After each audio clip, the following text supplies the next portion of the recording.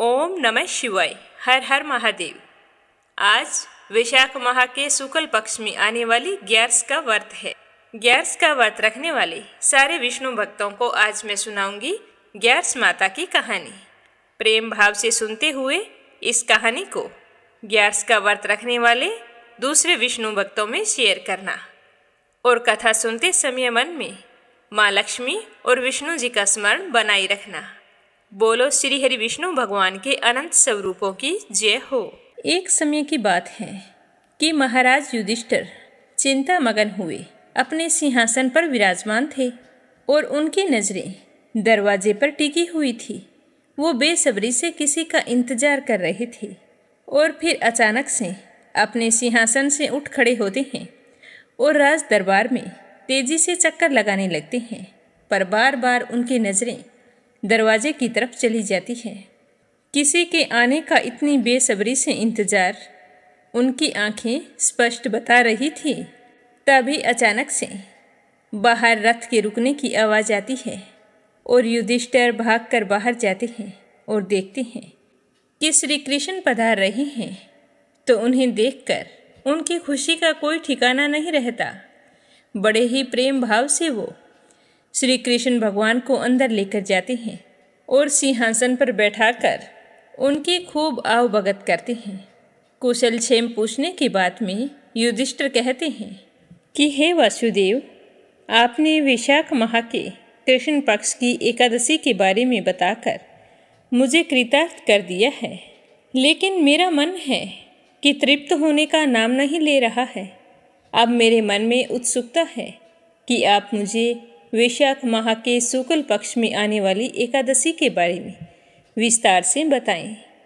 इस एकादशी का नाम क्या है? इस दिन कौन से भगवान की पूजा की जाती है? पूजा करने का विधान क्या है? और इस एकादशी का व्रत करने से हमें कौन से पुण्य फलों की प्राप्ति होती है? तो युधिष्ठिर की बात सुनकर श्री कृष्ण मुस्कुराते हुए कहते हैं कि हे धर्मराज, तुम्हारी जिज्ञासा को देखकर मुझे बहुत ही खुशी हो रही है। आज मैं तुम्हें एक कथा सुना रहा हूँ। इस कथा को श्री रामचंद्र जी के पूछने पर गुरु वशिष्ठ जी ने सुनाया था। उसी कथा का वर्णन मैं तुम्हारे सामने कर रहा हूँ, तो तुम ध्यान लगाकर सुनना। तो श्री कृष्ण की बात सुनकर युधिष्ठिर बहुत ही खुश हुए और एकाग्र मन से हाथ जोड़कर बैठ गए। तो श्री कृष्ण भगवान बताने लगे कि एक बार गुरु वशिष्ठ जी से भगवान श्री राम ने वैशाख माह के शुक्ल पक्ष में आने वाली एकादशी के बारे में पूछा था। तो श्री राम की जिज्ञासा जानकर गुरु वशिष्ठ जी कहने लगे कि हे श्री राम, तुमने बहुत ही अच्छा प्रश्न किया है। तुम्हारी बुद्धि श्रद्धा युक्त है। तुम्हारा नाम जपने वाला मनुष्य पवित्र हो जाता है। राम के नाम से बढ़कर कुछ भी नहीं है। फिर भी मैं संसार के हित के लिए व्रतों में उत्तम व्रत एकादशी के बारे में तुमसे बताता हूँ। तुम एकाग्र होकर सुनना। तो भगवान श्री राम प्रसन्नचित्त होकर बैठ जाते हैं और गुरु वशिष्ठ जी कहते हैं कि हे श्री राम, वैशाख माह के शुक्ल पक्ष में जो एकादशी आती है उसका नाम मोहिनी है। वह समस्त पापों को हरने वाली है। मैं सत्य कहता हूँ कि इस दिन व्रत करने से और श्री हरि विष्णु की पूजा करने से प्राणी मोह जाल व पातकों के समूह से छूट जाता है। हे राम, यह एकादशी सारे पापों को दूर करने वाली है, दुखों को नष्ट करने वाली है। हे राम, इस पुण्य को देने वाली शुभ कथा को एकाग्रचित होकर सुनो, क्योंकि इस कथा के सुनने मात्र से ही सब बड़े बड़े पाप नष्ट हो जाते हैं। एक नगर में एक राजा राज्य करता था। वह बहुत ही धैर्यवान, सत्यवादी और चंद्रवंश में पैदा हुआ था। वह अपनी प्रजा का संतान की भांति ख्याल रखता था। अपनी प्रजा पर किसी भी तरह का कष्ट नहीं आने देता था। उनका वह राज्य बहुत ही सुंदर था। जगह जगह प्याऊ लगवाई गई थी और बहुत ही सुंदर यज्ञशाला तैयार करवाई गई थी, जिसमें एकादशी, पूर्णिमा और उत्सव त्योहारों पर वहाँ पर हवन होता था। और उस नगर में बहुत ही सुंदर सुंदर बगीचे थे। उस नगर की सुंदरता देखते ही बनती थी। वहाँ की सारी प्रजा अपने राजा से बहुत ही प्यार करती थी। समय के साथ एक के बाद एक राजा के 5 पुत्र हुए। उनके नाम थे, सबसे बड़े पुत्र का नाम था सम्मान, उसे छोटे का द्युतिमान, और तीसरे नंबर पर मेधावी, चौथे पर सुकृत और 5वें पर धृष्ट बुद्धि। सबसे छोटा 5वां पुत्र अपने नाम की तरह ही बड़ा ही पापी था। वह बाल्यावस्था से ही जुआ खेलने का शौकीन हो गया था और धीरे धीरे उसकी यह आदत बढ़ती गई। और अपनी आदत के चलते वह कभी भी देवता, अतिथि, वृद्ध, पितर और ब्राह्मण आदि का पूजन नहीं करता था। सभी का अपमान करता रहता था। राजा को यह देखकर बहुत ही दुख होता था। पहले राजा ने सोचा कि अभी छोटा है, समय के साथ समझदार हो जाएगा, लेकिन दिनों दिन उसकी यह आदतें बढ़ती गई। वह बहुत ही अन्यायी और दुष्ट था। पिता के धन को नष्ट करने लगा, अभक्ष्य वस्तुओं को खाता और प्रजा को परेशान करने में उसे खूब मजा आता था। वह पर स्त्री के साथ गमन करता था, दिन रात शराब में धुत रहता और वेश्याओं के यहाँ पड़ा रहता था। सारा धन वहाँ पर लुटाता रहता था। राजा ने कई बार उसे समझाने की कोशिश की, पर उस पर कोई भी असर नहीं हुआ। तो राजा ने अपने कुल और मान मर्यादा का ख्याल रखते हुए उसे घर से निकाल दिया। तो वह अपने बंधु बांधवों के पास गया, तो उन्होंने भी अपने घर में उसे शरण नहीं दी। तो वह बहुत ही दुखी हुआ और अपने शरीर से उतार उतार कर आभूषण बेचने लगा। तो आभूषण कितने दिन होते, एक दिन सारे आभूषण समाप्त हो गए और वह वस्त्रहीन भी हो गया। और अपनी भूख मिटाने के लिए वह सोचने लगा कि मैं क्या करूं, कहाँ जाऊं, किस उपाय से मेरे प्राण बचेंगे।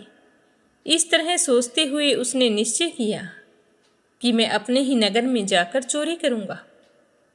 तो वह चोरी करते हुए कई बार पकड़ा गया, पर लोगों ने उसे छोड़ दिया, यह सोचकर कि राजा का बेटा है और राजा बहुत ही अच्छे हैं। अपने पुत्र की इस हरकत के बारे में पता चलेगा तो वो न जाने कितने दुखी होंगे। लेकिन उसने चोरी करना नहीं छोड़ा। तो सारी प्रजा उससे परेशान हो गई। एक दिन उसे पकड़कर राजा के सामने पेश किया। तो राजा अपने ही पुत्र को अपराधी के रूप में प्रस्तुत हुआ देखकर बहुत ही दुखी हुए। अपने आंसुओं को छुपाते हुए राजा ने अपने ही पुत्र को कारागार में डालने का आदेश दिया। कई सालों तक वह कारागार में पड़ा रहा। जब उसकी सज़ा खत्म हुई तो वहाँ से निकालकर उसे देश निकाला दे दिया। तो वह राजा के डर से गहन वन में चला गया। वहाँ भूख प्यास से पीड़ित होकर इधर उधर घूमने लगा। फिर शेर की तरह जंगली जानवरों को मारकर अपनी भूख मिटाने लगा। वह अपनी भूख के आगे बिल्कुल ही निर्दयी हो चुका था। पूर्व जन्म के पापों से पाप रूपी कीचड़ में फंसता ही जा रहा था। दुख शोक से युक्त होकर वह दिन रात चिंता भी करता था कि राजघराने में जन्म लेकर भी आज मेरी ये कैसी हालत हो गई है। मैं इस दलदल में कैसे फंस गया हूँ। पिताजी ने मुझे बार बार समझाया था, पर मुझ पर उनकी बातों का कोई असर नहीं हुआ। इस तरह वह प्रायश्चित करना चाहता था, पर उसे कोई भी रास्ता नजर नहीं आ रहा था। एक दिन वह सुबह शिकार की तलाश में जा रहा था। तभी उसे कौंडिन्य ऋषि का आश्रम दिखाई दिया। तो वैशाख का महीना था। जब वह दृष्ट बुद्धि कौंडिन्य ऋषि के आश्रम पर पहुंचा तो उस समय कौंडिन्य ऋषि स्नान करके आ रहे थे। उनके बाल भीगे हुए थे और उनके बालों के छींटे दृष्ट बुद्धि के ऊपर पड़े। तो उसे अपने आप पर बहुत ही ग्लानि होने लगी और वह उसी क्षण कौंडिन्य ऋषि के चरणों में गिर पड़ा और कहने लगा कि हे ब्राह्मण, ऐसा कोई प्रायश्चित उपाय बताओ जिसके बिना यत्न किए जन्म भर के पापों का नाश हो जाए। मैं तो दिन ब दिन पाप की दलदल में फंसता ही जा रहा हूँ। अब मैं इसे छुटकारा पाना चाहता हूँ। तो उसकी बात सुनकर ऋषि कहने लगे कि पाप का उपाय ही प्रायश्चित है। अगर तुम प्रायश्चित करना चाहते हो तो तुम्हें तुम्हारे पापों से अवश्य मुक्ति मिलेगी। मैं तुम्हें एक ऐसा उपाय बताता हूँ जिसको करने से तुम्हारे सारे पाप नष्ट हो जाएंगे। तो कौंडिन्य ऋषि की बात सुनकर दृष्टबुद्धि बहुत ही खुश हुआ और सुनने के लिए बेचैन हो गया। तो कौंडिन्य ऋषि कहने लगे कि कल वैशाख माह के शुक्ल पक्ष की एकादशी है। इसे मोहिनी एकादशी के नाम से जाना जाता है। तुम मेरे कहने से इस एकादशी का व्रत पूरे विधि विधान से करो। इस व्रत को करने से सुमेरु के समान पापों का भी अंत हो जाता है और एक नहीं 7 जन्मों के पाप भी नष्ट हो जाते हैं।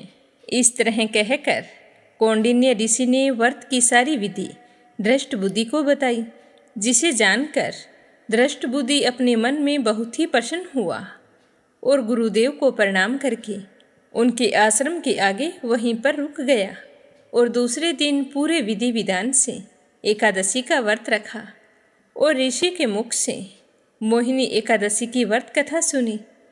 पूरा दिन श्री हरि विष्णु का स्मरण करता रहा और वह रात्रि भी विष्णु जी के भजन कीर्तन में गुजार दी।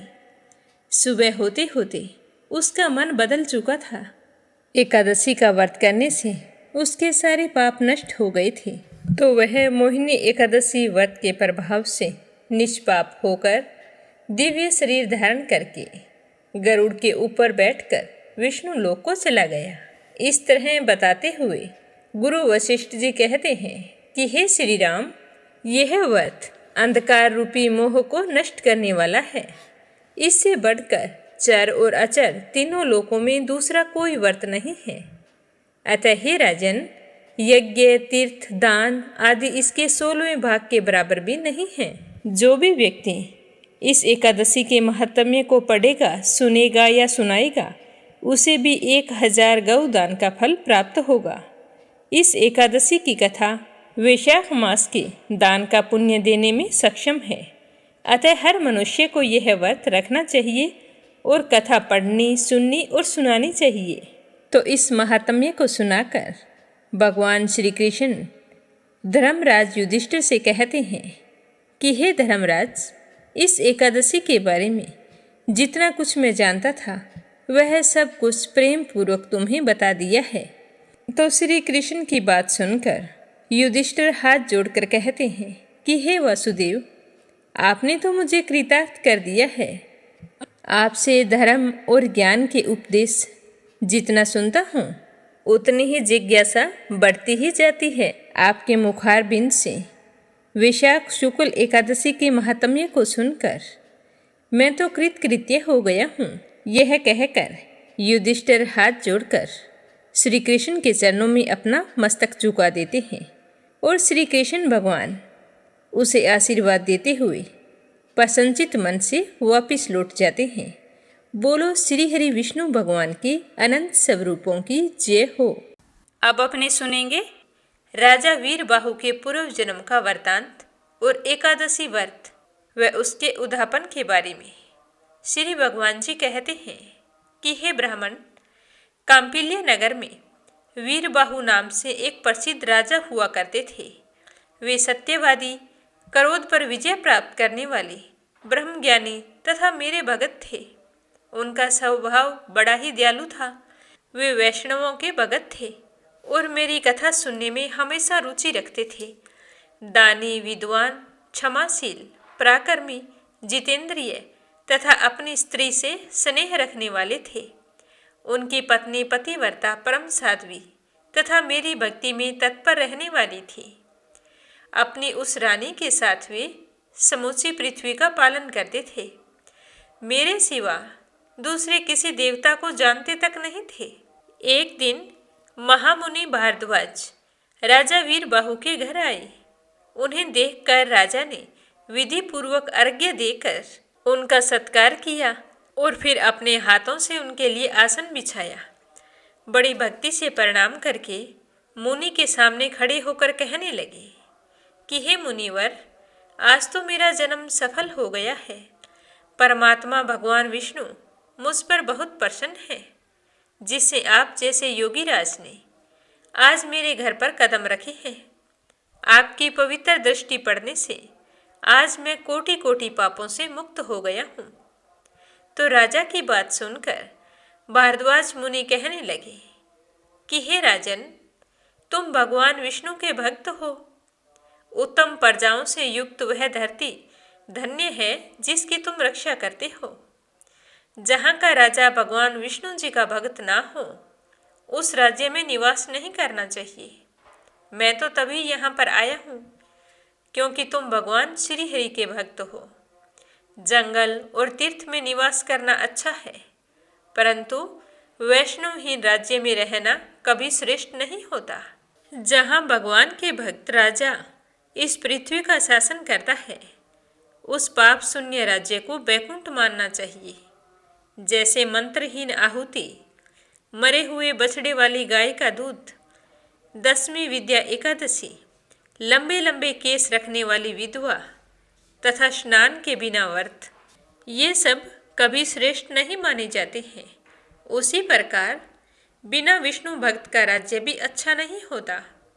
हे राजन, मैंने जो तुम्हारी ओर देखा है उससे मेरी दृष्टि सफल हो गई है, और जो तुम्हारे साथ वार्तालाप करती है वह वाणी भी आज मेरी सफल हो गई है। तुम भगवान विष्णु के भजन में तत्पर रहने वाले परम पवित्र राजा हो। मैंने तुम्हारा दर्शन कर लिया है। तुम्हारा कल्याण हो। तुम हमेशा सुखी रहो। अब मैं यहाँ से जाना चाहता हूँ। आप मुझे आज्ञा दें।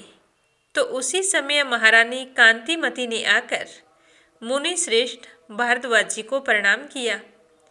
तब मुनिवर ने उन्हें आशीर्वाद देते हुए कहा कि हे देवी, तुम सौभाग्यवती और पतिव्रता रहो और भगवान विष्णु में तुम्हारी अविचल भक्ति हो।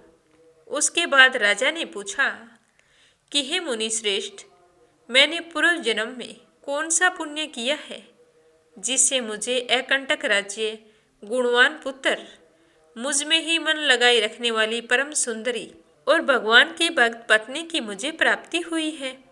हे मुनि, मैं कौन था और यह मेरी अर्धांगिनी कौन थी? तो राजा की बात सुनकर भारद्वाज जी ने कहा कि हे राजन, तुम पूर्व जन्म में जीव हिंसा परायण शूद्र थे, नास्तिक, दुराचारी, पर स्त्रीगामी, कृतघ्न, उदंड और सदाचार शून्य थे। परंतु तुम्हारी जो यह पत्नी है, यह पूर्व जन्म में तुम्हारी ही पत्नी थी। इसके लिए मन, वाणी और क्रिया द्वारा सेवन करने योग्य तुम्हारे सिवा दूसरा कोई नहीं था। यह पतिव्रता नारी निरंतर तुम्हारी सेवा में ही लगी रहती थी। तुम पाप कर्मी थे, इसीलिए मित्रों ने तुम्हारा साथ छोड़ दिया, भाई बंधुओं ने तुम्हें त्याग दिया। तुम्हारे पूर्वजों ने जो धन इकट्ठा करके रखा था वह सब नष्ट हो गया था। सारा धन नष्ट हो जाने पर तुम्हें भोग की अभिलाषा त्यों की त्यों बनी रही। तुम कोई काम नहीं लगे। पूर्व कर्मों के परिणाम से तुम्हारी खेती भी चौपट हो गई। अब तुम्हारी हालत बड़ी ही दयनीय थी। उस दशा में सबने तुम्हें छोड़ दिया, पर तुम्हारी पत्नी ने तुम्हारा साथ नहीं छोड़ा। तुम्हारी पत्नी प्रतिदिन क्षीण काय होती हुई भी तुम्हें नहीं छोड़कर गई। सब ओर से विफल मनोरथ होकर तुम निर्जन वन में चली गई और वहाँ अनेक प्रकार के जीवों को मारकर अपना पोषण करने लगी। इस प्रकार रहते हुए तुम्हें बहुत वर्ष बीत गए। एक दिन की बात है, एक महामुनि रास्ता भूलकर वहाँ से जा रहे थे। वे श्रेष्ठ ब्राह्मण थे और उनका नाम था देव शर्मा। उन्हें दिशा का ज्ञान भी नहीं था। वे भूख और प्यास से अत्यंत पीड़ित होकर दोपहर के समय वन में अचेत होकर गिर पड़े। तो उस दुख से पीड़ित ब्राह्मण को देखकर तुम्हारे मन में दया उत्पन्न हो गई। वे बूढ़े ब्राह्मण थे, तुमसे अपरिचित थे, तो भी तुमने उनका हाथ पकड़कर उन्हें उठाया और कहा कि हे ऋषिवर, तुम कृपया करके मेरे आश्रम पर चलो। वहाँ जल से भरा हुआ सरोवर है। जो कमलों के समुदाय से सदा सुशोभित रहता है। वह आश्रम सुंदर फलों फूलों से मनोहर और वृक्षों से घिरा हुआ है। वहाँ ठंडे जल में स्नान करके नित्य कर्म करना, उसके बाद फल खाना, शीतल जल पीना। जब देव शर्मा ब्राह्मण को थोड़ा थोड़ा होश आया तो वे शूद्र का हाथ पकड़कर जलाशय के समीप चले गए। वहाँ सरोवर के तट पर एक पेड़ की छाया में बैठ गए। फिर विधि पूर्वक स्नान किया। देवताओं और पितरों का तर्पण करने के पश्चात भगवान विष्णु जी की पूजा की। फिर उस शीतल जल को ग्रहण किया और फिर पुनः उसी पेड़ के नीचे आकर विश्राम करने लगे। तब उस शूद्र ने अपनी पत्नी के साथ आकर मुनि को साष्टांग प्रणाम किया और बड़ी भक्ति से कहा कि हे ऋषिवर, आप हमारे अतिथि हैं और हम दोनों का उद्धार करने के लिए यहाँ पधारे हैं। आपके दर्शन मात्र से हमारे सारे पापों का नाश हो गया है।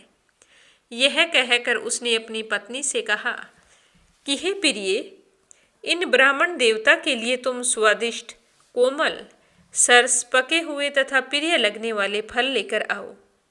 तो ब्राह्मण कहने लगे कि बेटा, मैं तुम्हें नहीं जानता हूँ। पहले तुम अपनी जाति और कुल का परिचय दो कि तुम कौन हो, क्योंकि बिना जाने किसी ब्राह्मण के यहाँ भी भोजन नहीं करना चाहिए। मुझे तो तुम्हारे बारे में कुछ पता भी नहीं है, तो मैं तुम्हारे यहाँ भोजन नहीं कर सकता हूँ। तो शूद्र कहने लगा कि हे द्विजश्रेष्ठ, मैं तो शूद्र हूँ। मेरे दुष्ट बंधुओं ने मुझे त्याग दिया है। जब वे दोनों इस तरह बात कर रहे थे, तभी शूद्र की पत्नी ने ब्राह्मण के आगे फल परोस दिए। तो ब्राह्मण ने उन फलों का भोजन किया और उसके बाद ठंडे जल को पीकर उनका चित्त बड़ा ही प्रसन्न हुआ और फिर वे वृक्ष के नीचे विश्राम करने लगे। शूद्र ने भी अपने घर जाकर अपनी पत्नी के साथ भोजन किया और फिर ब्राह्मण के समीप आकर कहा कि हे मुनिश्रेष्ठ, आप कहाँ से आए हैं और इस निर्जन वन में आपके आने का कारण क्या है? तो शूद्र की बात सुनकर ब्राह्मण कहने लगा कि हे महाभाग, मैं ब्राह्मण हूँ और प्रयाग जाना चाहता हूँ।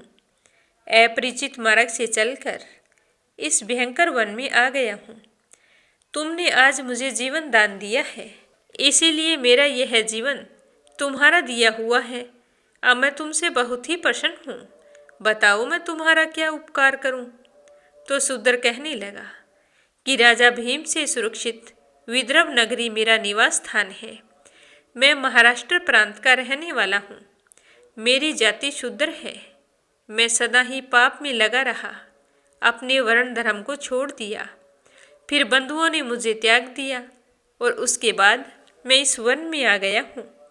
यहाँ प्रतिदिन जीव हिंसा करके अपनी स्त्री के साथ जीवन निर्वाह करता हूँ। हे मुनिवर, अब इस पातक से मुझे अत्यंत खेद और वैराग्य हो गया है। हे प्रभु, मुझ पापी के ऊपर दया करो। इससे उद्धार का मुझे कोई रास्ता बताओ। हे ब्राह्मण देव, आप कृपया करके कोई ऐसा उपदेश दें जिसके प्रभाव से मैं और मेरी पत्नी यमराज के दर्शन ना करें। मैं भगवान विष्णु को छोड़कर और कुछ नहीं चाहता हूँ। तो देव शर्मा ब्राह्मण कहने लगे कि हे शूद्र, आज अचानक से तुम्हारे मन में भगवान विष्णु के प्रति ऐसी श्रद्धा जागी है, इससे तुम तीर्थ और व्रत को किए बिना ही करोड़ों पापों से मुक्त हो गए हो। आतिथ्य, सत्कार और भक्ति से तुम्हें भगवान विष्णु का पद प्राप्त हुआ है।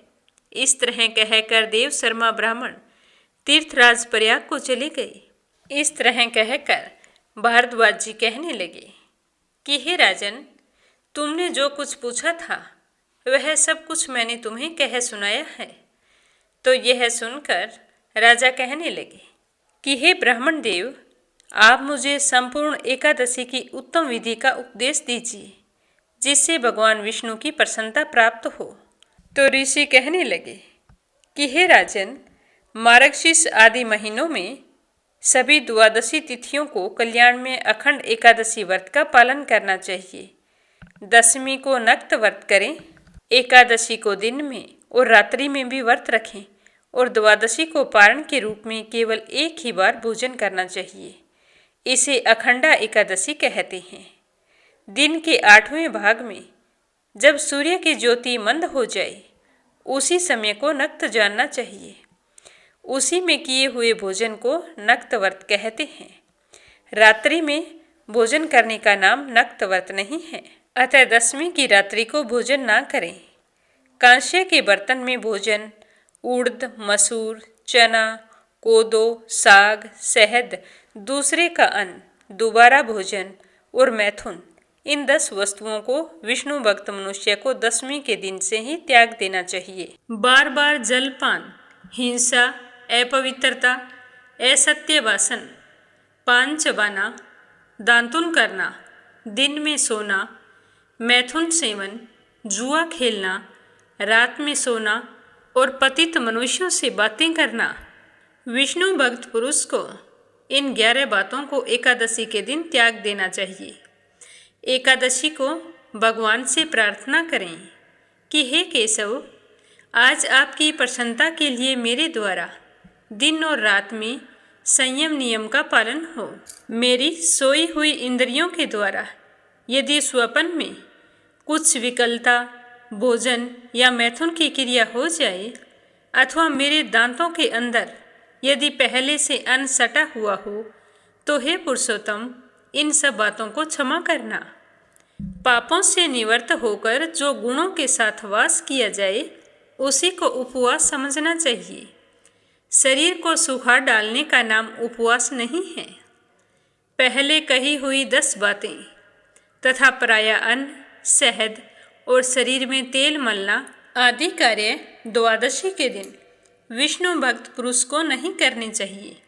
फिर द्वादशी आने पर भगवान से इस प्रकार प्रार्थना करनी चाहिए कि हे भगवान गरुड़ ध्वज, आज सब पापों का नाश करने वाली पुण्यमयी पवित्र द्वादशी तिथि मेरे लिए प्राप्त हुई है। इसमें मैं अपने व्रत का पालन करूँगा। आप प्रसन्न होइए। उसके बाद ब्राह्मणों को भोजन करवाकर स्वयं भोजन करें।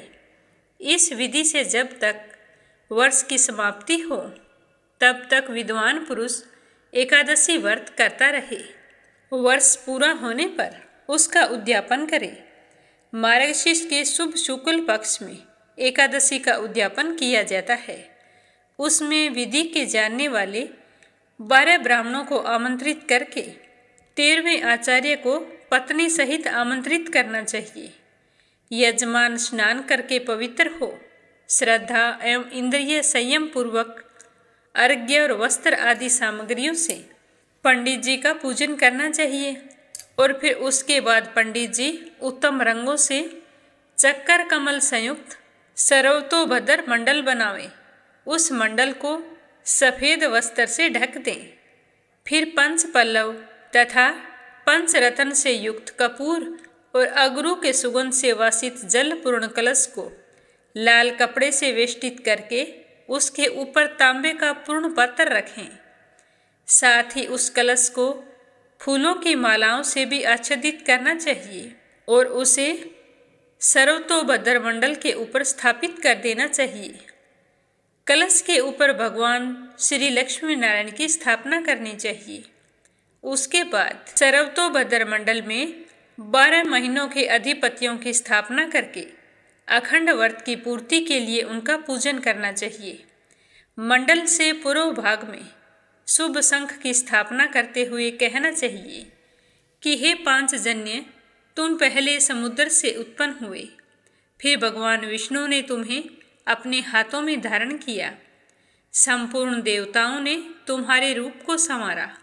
तुम्हें नमस्कार है, तुम्हें नमस्कार है। सर्वतोभद्र मंडल से उत्तर दिशा में हवन के लिए वेदी बनावें और संकल्प पूर्वक वेदोक्त विष्णु संबंधी मंत्रों से हवन करें। फिर भगवान विष्णु की प्रतिमा की स्थापना करके पुरुष सूक्त एवं पौराणिक शुभ मंत्रों से उसका पूजन करें। नैवेद्य चढ़ावें, धूप दीप आदि उपहार भेंट करके आरती उतारें। फिर यक्ष कर्दम आदि से पूजा करके परिक्रमा करें। ब्राह्मणों से स्वस्ति वाचन करवाकर नमस्कार करें। उसके बाद ब्राह्मणों को आचार्य आदि क्रम से वैदिक मंत्रों का जप करना चाहिए। जप के अंत में भगवान विष्णु जी की कलश के ऊपर स्थापना करनी चाहिए। सुबह दिन निकलने पर हवन करना चाहिए। यज्ञ अग्नि क्रियापरायण पुरुष पहले पात्र स्थापना करके विधि पूर्वक पूजा करने के पश्चात स्तुति करे। उसके बाद अपनी शाखा के गृहसूत्र में बताई हुई विधि के अनुसार चरु पूर्वक होम करें। चरु 2 पात्रों में तैयार करें। पुरुष सूक्त मंत्र से चरु की 16 आहुतियाँ दें तथा घी युक्त पायस द्वारा 4 बार श्रेष्ठ आहुति प्रदान करें। उसके बाद अंगूठे से लेकर तर्जनी तक की लंबी 100 प्लास की समिधाएं लेकर उन्हें घी में डबो दें। फिर मंत्रों से कर्म की सिद्धि के लिए उनका हवन करें। समिधाओं की 100 आहुति देने के बाद तिल की 200 आहुतियाँ देनी चाहिए। इस प्रकार वैष्णव होम करके ग्रह यज्ञ प्रारंभ करें। उसमें भी क्रमशः समेधा होम, चरु होम और तिल होम करने चाहिए। उसके बाद स्वस्ति वाचन करवाकर पूजन करना चाहिए। फिर ऋत्विजों को दक्षिणा देनी चाहिए और भगवान की प्रसन्नता के लिए ब्राह्मण को एक दूध देने वाली गाय बछड़े सहित दान करनी चाहिए। ब्राह्मणों को 13 पद दान करें और जो ब्राह्मण का जोड़ा है उन्हें भी वस्त्र आदि देकर संतुष्ट करें। अगर संभव हो तो कुछ धन राशि भी दान करनी चाहिए और साथ ही जल से भरे हुए 25 कलश दान करने चाहिए। इस तरह अपनी शक्ति के अनुसार व्रत का उद्यापन करना चाहिए। जो व्यक्ति इस तरह अखंड एकादशी व्रत करके उसका उद्यापन करता है वह अपने जीवन के समस्त सुखों को भोगता हुआ अंत में मोक्ष धाम को जाता है। बोलो श्री हरि विष्णु भगवान के अनंत स्वरूपों की जय हो। लप्सी और तपसी की कहानी। बोलो लप्सी तपसी की जय हो। प्राचीन समय की बात है। एक गांव में लप्सी और तपसी नाम के 2 भाई रहा करते थे। तपसी हमेशा भगवान की सेवा में लीन रहता था, लेकिन लप्सी हमेशा सवा सेर लापसी बनाता, भगवान को भोग लगाकर फिर स्वयं भोजन कर लेता। दोनों भाइयों का यही नियम था। एक दिन दोनों भाइयों में बहस छिड़ गई कि कौन बड़ा है। तो लप्सी कहने लगा कि मैं बड़ा हूँ, क्योंकि मैं तो लापसी बनाकर भगवान को रोजाना भोग लगाता हूँ। मैं कभी भी भगवान को भूखा नहीं रहने देता। तो तपसी कहने लगा कि मैं बड़ा हूँ, क्योंकि मैं सारा दिन भगवान की तपस्या करता हूँ। तो इस तरह करते करते दोनों जोर जोर से लड़ने लगे। तभी वहाँ से नारद मुनि गुजर रहे थे। उन दोनों को लड़ते हुए देखा तो उनके पास आए और लड़ने का कारण पूछने लगे।